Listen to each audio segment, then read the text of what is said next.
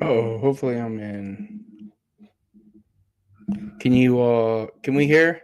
Just trying to figure some things out. It looks like we had a little bit of technical difficulties. I don't know if the intro uh played or not. Let's see what's going on here. Yeah, not sure. If you guys can hear me, let me know in the chat. Um where are we at with this? Let me see. Just not sure real quick. Let me just I think we're okay to go. But yeah, here we go. Colorado, West Virginia, early kickoff, drops a heartbreaker here to, I think heartbreaker is the wrong word, but drops the game right here to West Virginia. At no point during the game did it feel like this team was going to come out with the dub. Um, but yeah, here we are. Let me just double check. I just want to make sure. Okay, cool. Sounds like you guys can hear me. All right, so jump into this thing. Um, yeah, 29-22 final. Box score looks okay. When you start diving into the stats, those and this, yes, Rodney Freeman says we got a QB. Yes, we do.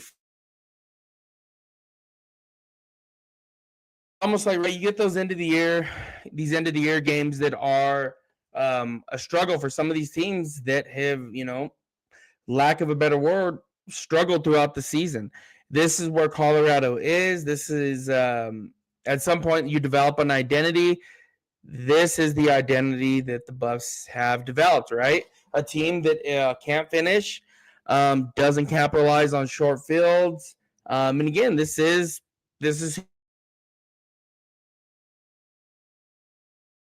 Let me see. Gennaro says, uh, "Is McKinney hurt or is he hitting the transfer portal?" I don't know.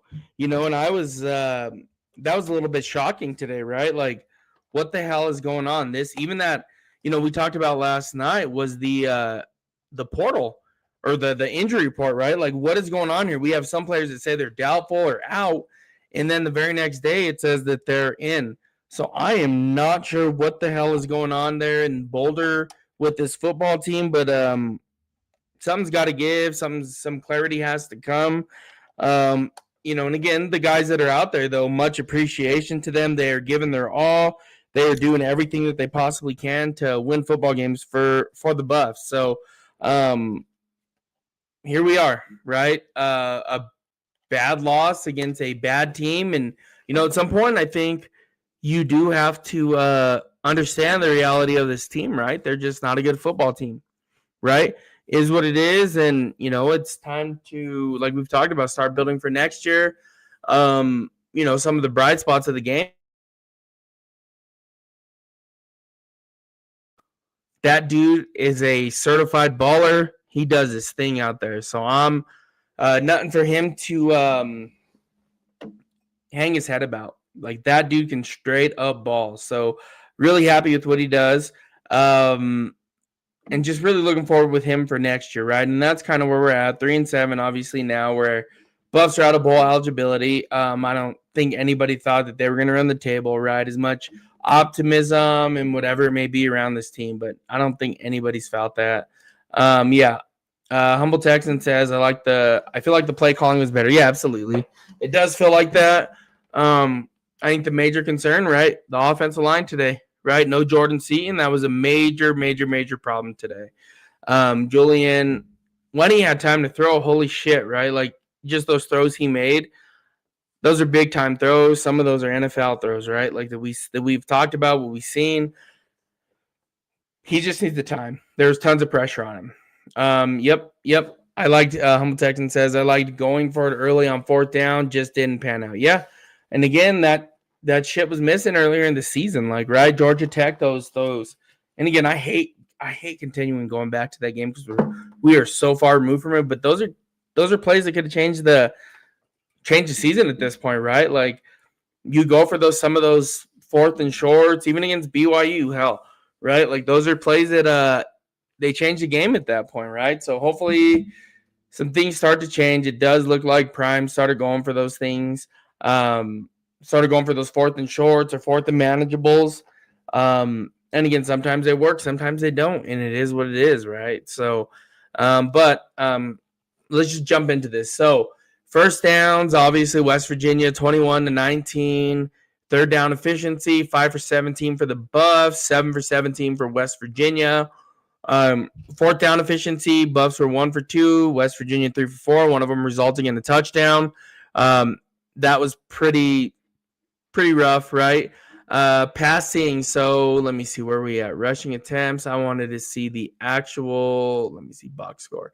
I want to see the actual yards. So Julian Lewis threw for 299 yards and 2 touchdowns.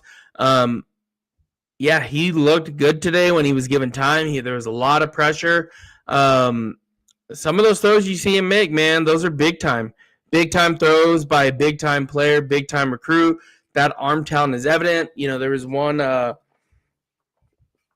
where he did not set his feet on, but that was just pure arm talent. And sometimes you're gonna have to make those throws, right? Like, again, don't love to see him, right, throwing off your back foot, but there was those throws that he made where you were just like, holy shit, this kid is just, straight up baller. So, and again, just fantastic. When he wasn't under pressure, you could see what he was about.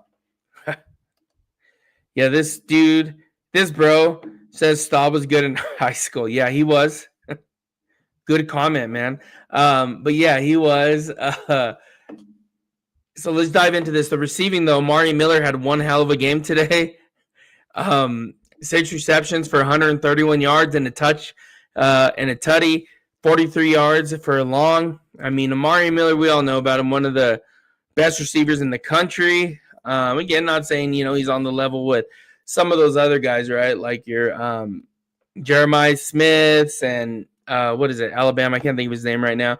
Mekhi Lemons, again, not like that. But, man, you get the ball in Amari Miller's hands or throw it that way, good things are going to happen. He did have a fumble today, which he will need to work on. But, I mean, this is kind of story of the way the seasons went this year, right? It's something good happens, and then, boom, immediately something bad happens. So it's just been one of those years for Colorado. One of the things that is great, though, is they didn't get blown out, right, ran off the field, especially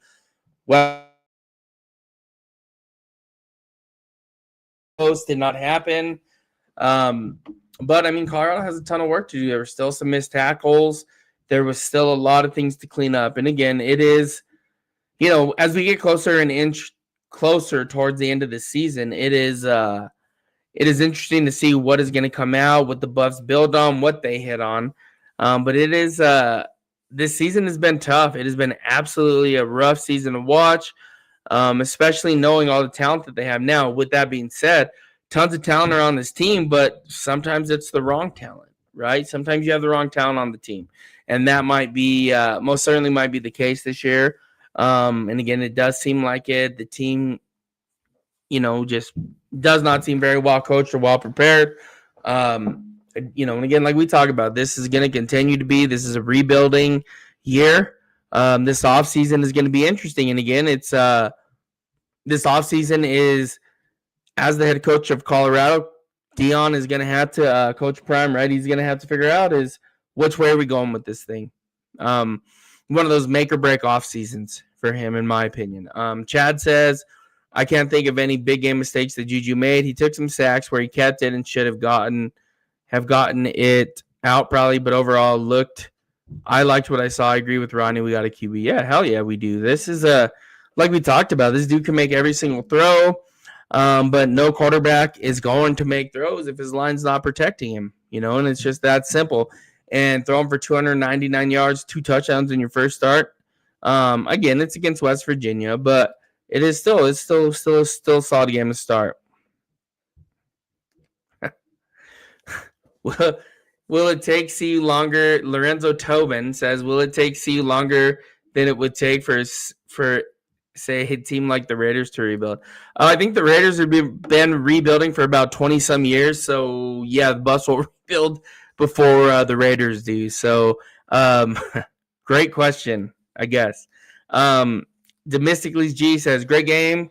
Juju looked awesome. Yeah, that is just something to build on next year, right? And these are the kind of games you got to get out of your system as a quarterback. Right, as a quarterback, young quarterback. Get these the yips, these these kind of games where you're not seeing the field. Sometimes you miss one, sometimes you underthrow some, misread some things, hold on to the ball too long, don't want to force it. These are the type of games that they need to get out of the way, right? And again, I do think Julian should start the remainder of the season. Red shirt, I mean, it is what it is, right? Like, I don't really give a shit about that red shirt. People make too much of a big deal out of it. And at the end of the day, like we've talked, like I've always said, this is not Alabama, this is not Georgia, this is not USC, this is not Oregon. Julian Lewis needs to play. And it's just that simple. He came to Colorado to play. And again, from day one, he should have been the starter over Caden Salter. And again, it's not like CU just lands 5-star quarterbacks all the time, right? Like, this is the highest recruit to ever commit there. This is one that has to start immediately. That whatever it was that they were doing with Caden Salter at the beginning of the year or up until this last year, I don't even understand this. It was really, really, really ridiculous that he didn't get more play time. Yeah. Michael Vick redshirted. Yeah, this is Colorado. This is not Virginia Tech. I mean, as much as we want to say Colorado's this or that, at least, Virginia Tech has a little bit of a tradition there. So, Julian Lewis should have been starting since day one. So just going over a couple things. Draylon had 10 carries, 42 yards. Again, average 4.2 yards per carry. This offensive line was just they were just getting bullied. Right? No Jordan Seaton, and there's one more. And Larry Johnson out, right? The starting two tackles were out today, and you could absolutely tell that was the case. Yeah, this team just struggled, when we jump into the keys to the game that I talked about yesterday. Let Julian sling it. They did, but, right, there's always that but. They did not protect him well enough. 22 for 35, so dropped back 35 times. Attempted 35 times. The drop back percentage, there's probably about 40, 45, right, where Julian kept it and ran. So how many rushes did Julian have? So 12 carries. So they dropped back about 47 times, and he had negative 39 yards because, again, in college, a sack counts as a rush. So what happened on that blocked kick? Mata extra point, Miller fumble. What happened on the blocked kick? So let's start with that. The blocked kick was the blocked punt was basically they're trying to fix protection, trying to go with it. And again, I would just completely imagine that West Virginia saw something from, what was it, last week against Arizona, Utah, one of them, that they can exploit. And again, this goes back to special teams matters, right? I think Lorenzo or whomever it was talked about, like, the Raiders, this and that. The Raiders have one of the worst special teams units in the league. You got to win in all three phases of the game. You miss an extra point, blocked punt. A lot of the time, that's going to result in a loss.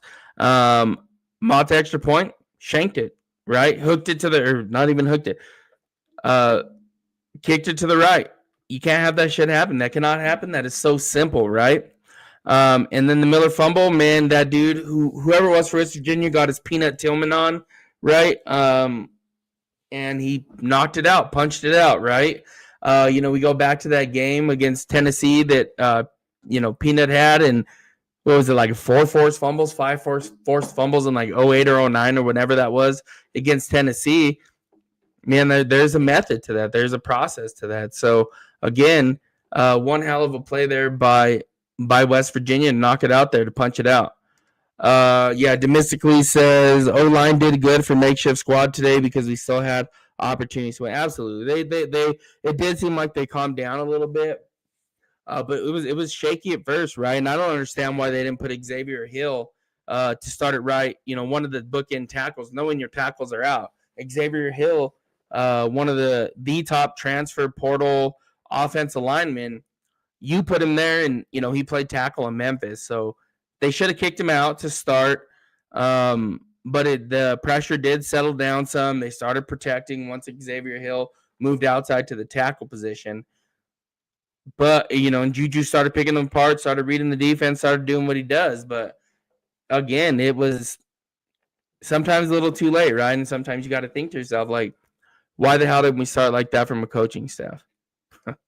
Yes, Peanut Tillman did play for the Bears. Very good there, Booger McFarland comment. Um, yeah, but it was against Tennessee, though, is what I was saying. Peanut Tillman against Tennessee.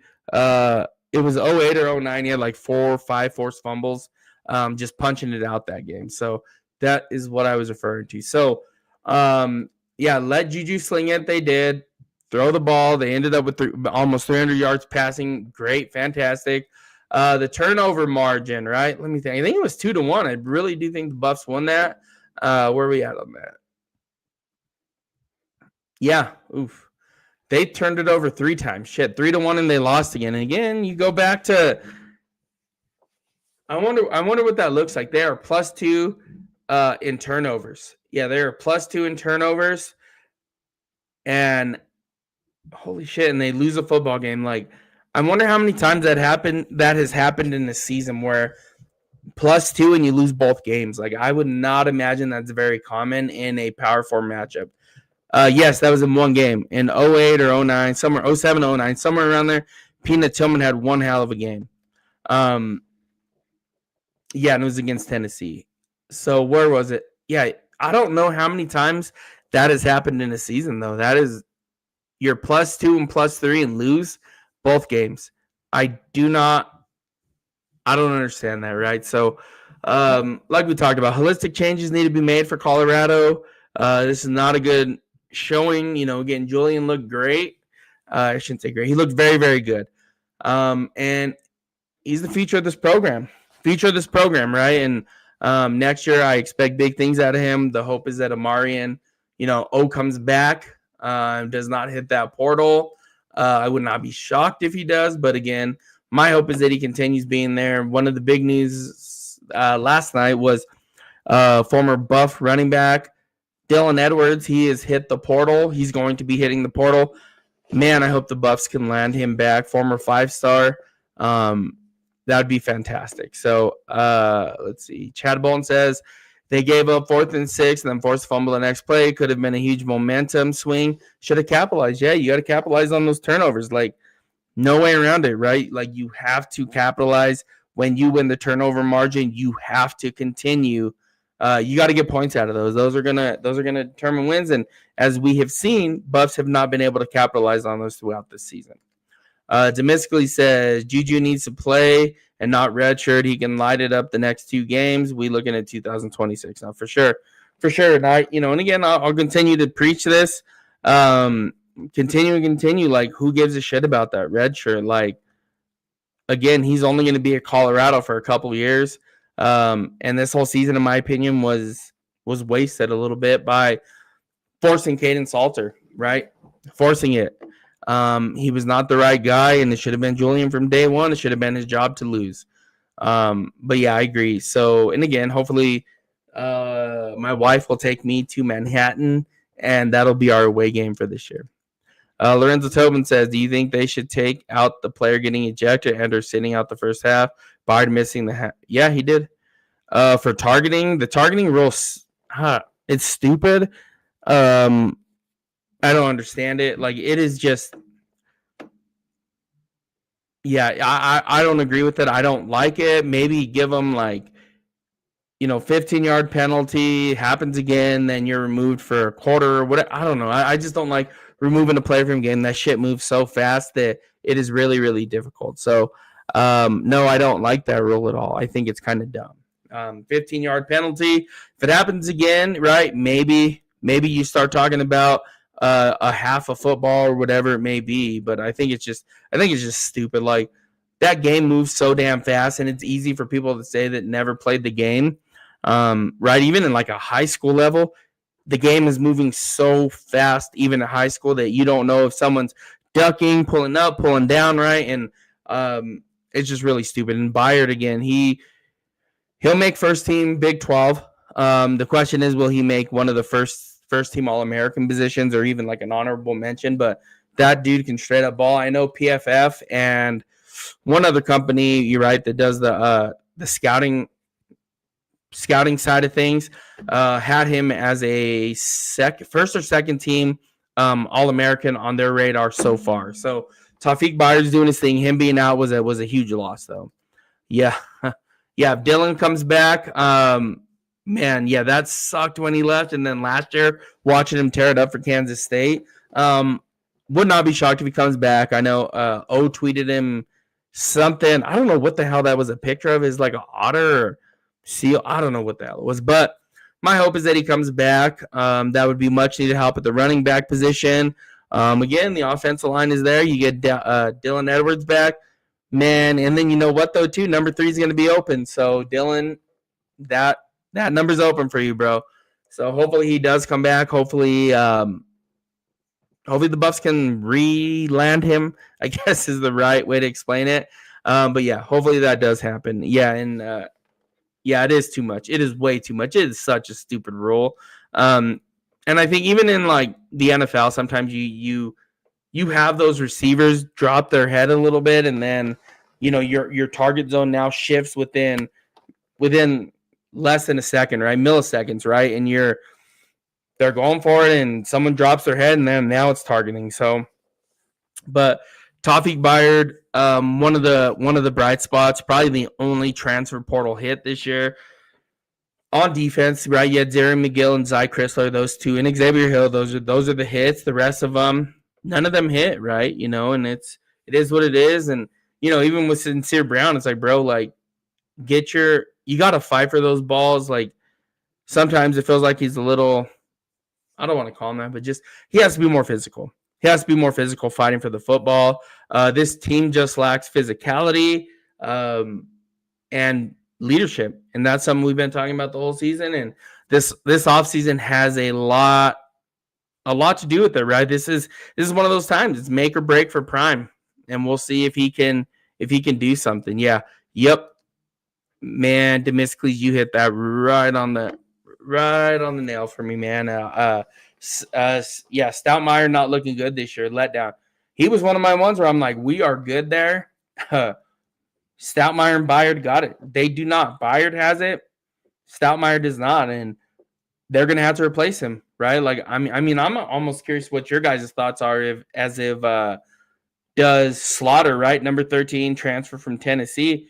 Has he looked better than Stoutmeyer, right? Like, my honest question there, though, like I almost feel better with Slaughter out there than Stoutmeyer. And again, it is part of that is scheme, right? You know, like even on what was it, Jalen Brown. He had Jeremiah Brown. What the hell am I? Jalen Brown, Celtic player, Jeremiah Brown.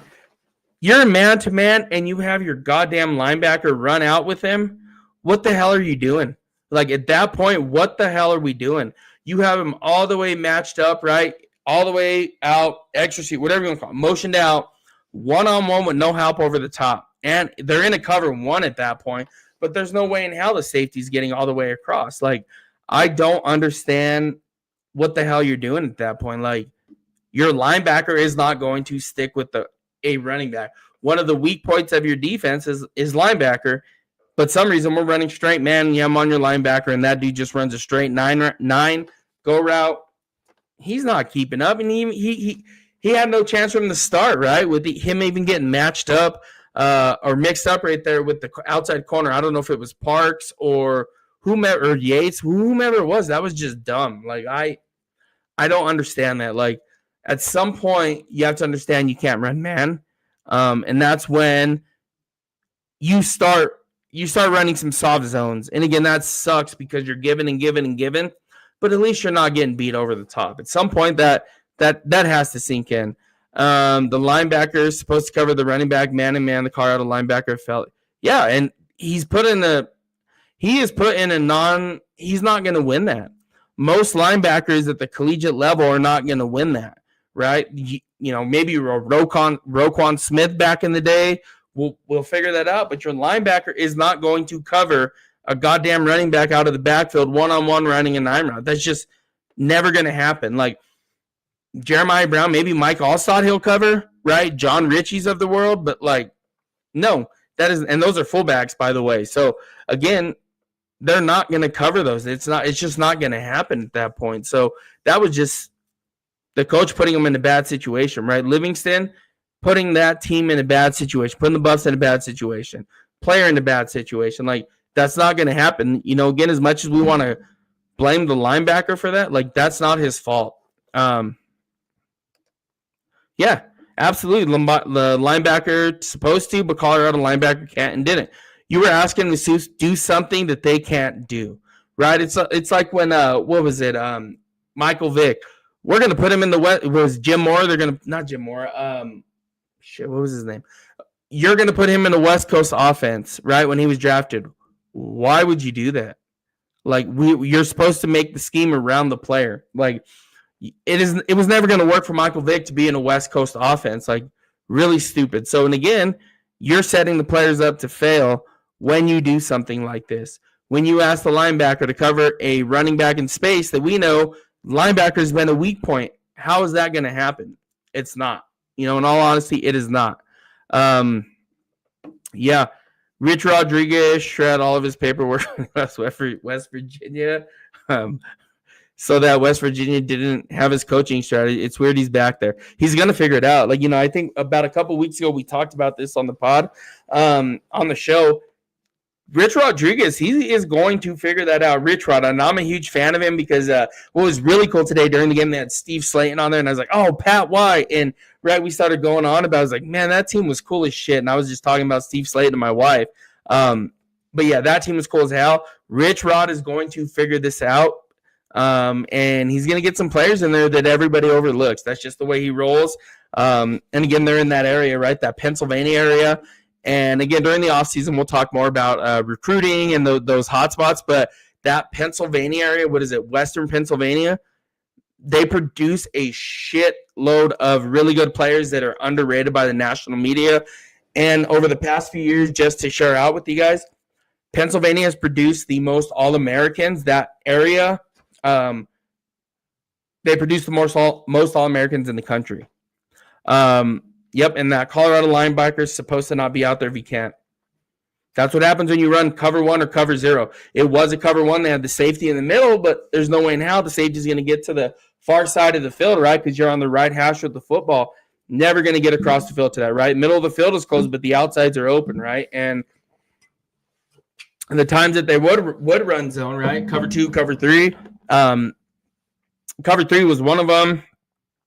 No, cover two, and they ran some seams, right? Seam routes. And it was that simple, right? It's just throw it over there because you have two options, right? Which one is the safety covering? And they can't cover both. So those seams work great. That's what West Virginia did a lot today, right? On some of those plays, it's like, well, they're in zone.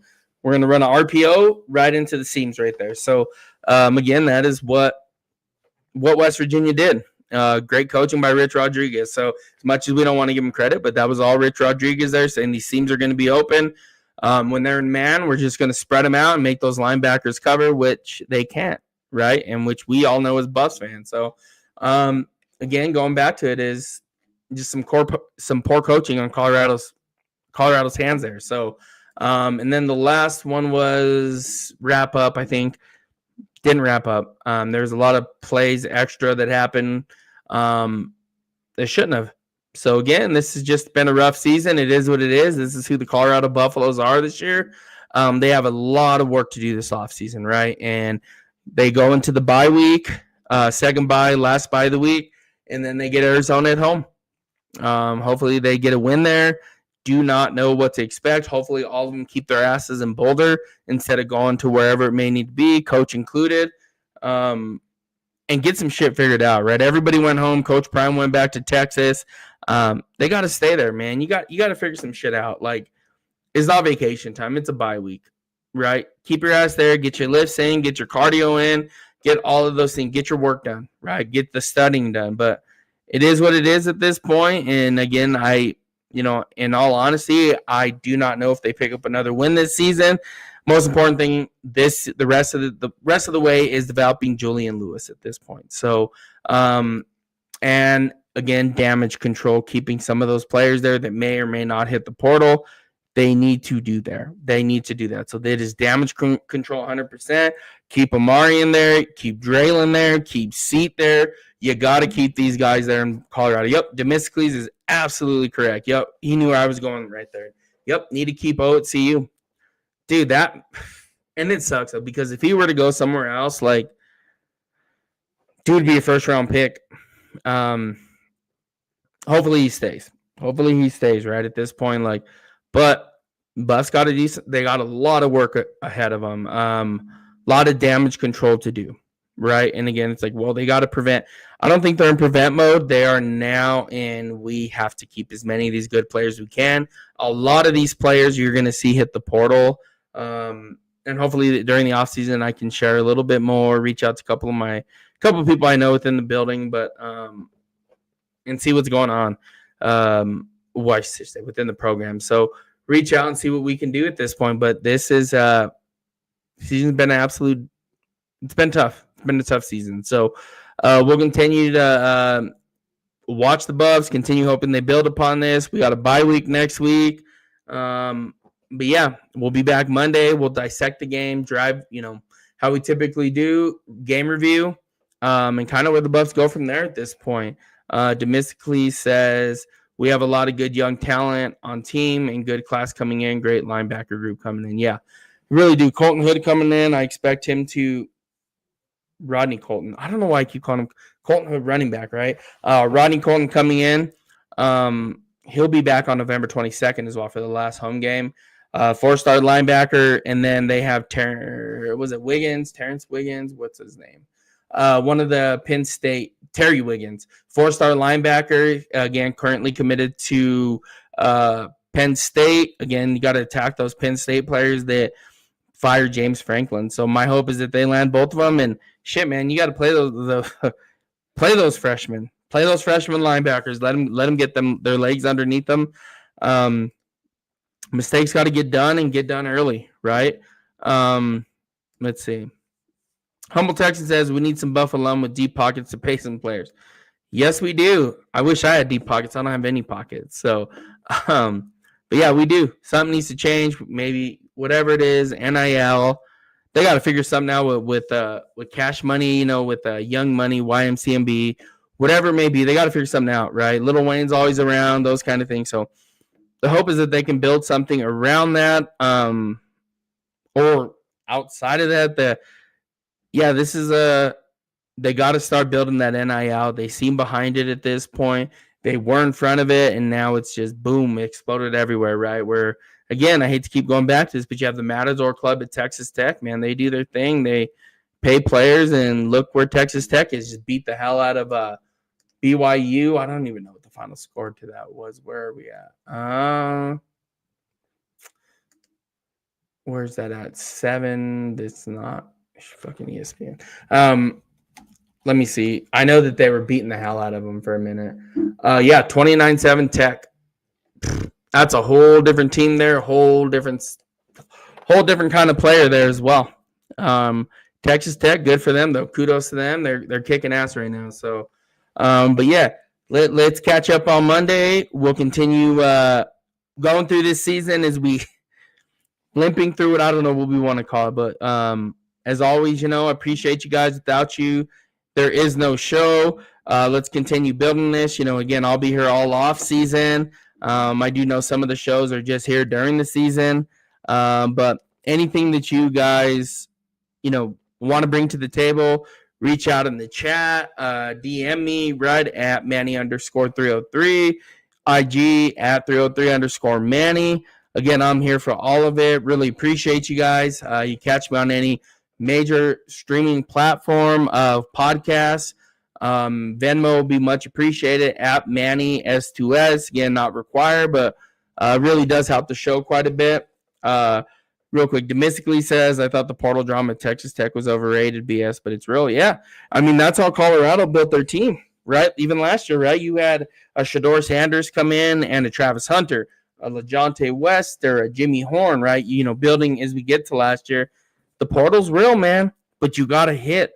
The Buffs did have a good, it was a low, not what we're used to, but teams are starting to hit the portal, and you got to have deep pockets at this point. And Tech showing that, Ole Miss is showing that, right? Like, Buffs have to figure out to get some money somewhere, because you either adapt or get left behind. And right now they're on that, the seesaw right now. So, yep, they need to have deep pockets so they don't look out of pocket. Yep. Yep. Yeah, they really do though. They look rough. I wonder if that's a RG3 thing. Yeah, he kind of bothers me on the broadcast. I don't know what it is, and I really loved RG3 as a player, but his broadcasting is tough though. He's his out of pocket podcast, and I don't know. I don't know what it is, but RG3 kind of rubs me the wrong way. Um, but with that being said, though, again, do appreciate you guys. Make sure you guys tune in. Monday we'll be here 5:15, 6 p.m. 5:15, I think is typically where we start. Make sure you guys smash that subscribe button, share the show out. But what I really do appreciate each and every single one of you. We'll be here all off season, or I'll be here all off season. Go through recruiting, scouting reports, what this team needs to do, and we'll dissect these different things. Hopefully, to get some Colorado recruits on here to start talking to them a little bit, seeing where they're at. But again, Colorado has a humongous rebuild, huge offseason ahead of them, and hopefully they can win these last two games and finish on top. But like Heisman Trophy winner Travis Hunter says, "Skol Buffs, baby!" All right, guys, have a good rest of your weekend. We will catch you guys on Monday. Ooh, we do not want that one playing. All right, have a good rest of your weekend.